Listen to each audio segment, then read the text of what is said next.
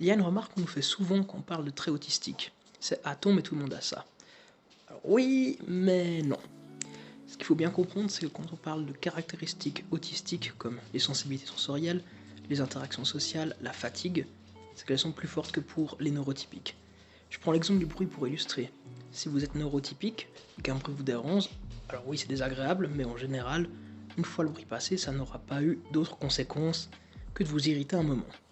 Quand on est autiste, non seulement le bruit va nous déranger, mais en plus il va nous fatiguer. C'est bien que suivant les sensibilités et l'intensité de la situation, on peut avoir besoin de plusieurs minutes, heures, voire jours pour récupérer.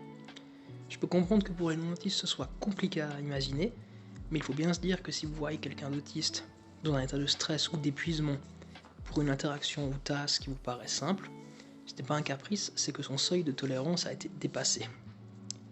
Pour mieux comprendre certaines sensibilités autistiques, je pense qu'on peut reprendre la remarque «tout le monde a ça», mais en la tournant dans le sens inverse.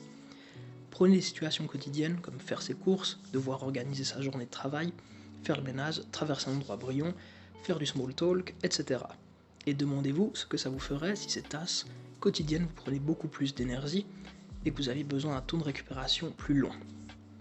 Alors bien sûr, ça ne vous rendra pas expert en autisme, mais selon moi, que ce soit pour l'autisme, globalement, toute autre forme de différence, se poser ce genre de questions permet d'augmenter notre compréhension d'autrui. Sur ce, à la prochaine.